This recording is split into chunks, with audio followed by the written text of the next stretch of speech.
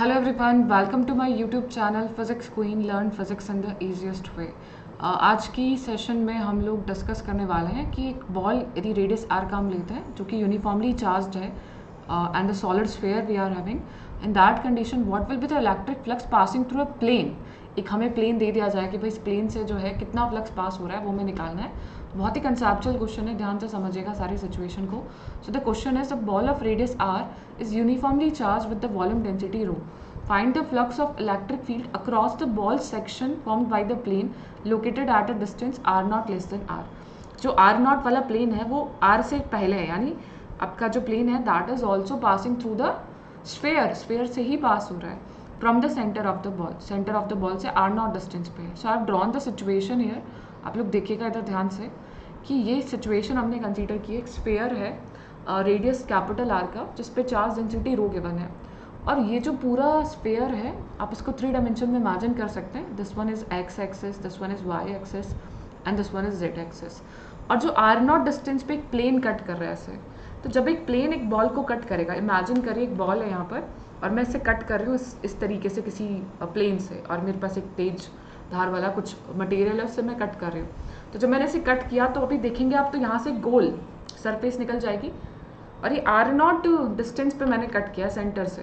तो सेंटर से are not distance पे मैं कट करूँगी तो आप ध्यान से डायग्राम में देख पा रहे हैं. Will it be the same situation जो मैंने ड्रॉ किया, ऐसा क्रॉस सेक्शनल स्क्वायर सर्कल का जो कट है वो हो जाएगा. स्क्वायर से मैं कट कर रही हूँ, लेकिन बॉल में जो कट होगा वो प्लेन कैसा होगा, एक सर्कुलर प्लेन होगा. अब जो इलेक्ट्रिक फील्ड होती है inside a sphere that is rho R upon 3 epsilon naught, right. Electric field inside a spherical solid sphere is rho R vector upon 3 epsilon naught. तो आर जो है वो देखिए आप ध्यान से यहाँ से, तो ये जो सेंटर वाला पॉइंट है, इस पॉइंट से जो डिस्टेंस है यहाँ वाली दैट इज आर. यहाँ कोई पॉइंट लेती हूँ तो उसकी डिस्टेंस अलग होगी. यदि मैं यहाँ कोई पॉइंट लेती हूँ तो उसकी डिस्टेंस आर नॉट होगी. मैं यहाँ कोई पॉइंट लेती हूँ तो उसकी डिस्टेंस अलग होगी. So each and every point for this plane the electric field is not same everywhere, it is different at every different point.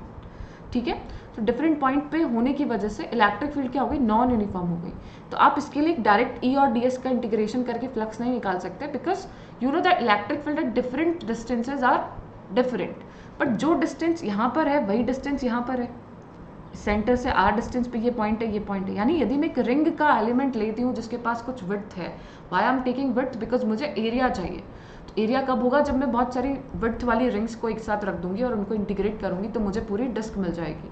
तो ये जो डिस्क है इसमें हमने एक छोटी सी रिंग कंसीडर करी और उस रिंग की रेडियस एक्स है और उसकी जो विड्थ है दैट इज डी एक्स.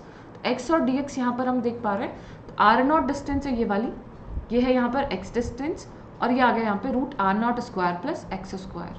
क्योंकि ये डिस्टेंस हम देख सकते हैं हाइपोटेनस जो होगा राइट एंगल ट्रायंगल का that will be root are naught square plus x square. तो ये जो इलेक्ट्रिक फील्ड यहाँ पर, क्योंकि इलेक्ट्रिक फील्ड जो है वो आर कैप डायरेक्शन में है, तो इस पॉइंट पे जो डायरेक्शन होगी इलेक्ट्रिक फील्ड की वो ये होगी, और जो इसका एरिया वेक्टर होगा वो इस डायरेक्शन में होगा. Area vector is always perpendicular to the surface element. तो ये डी एस वैक्टर हो गया इधर और ई वैक्टर हो गया इधर, और ई और डी एस के बीच में एंगल थीटा है, that theta can be written from here.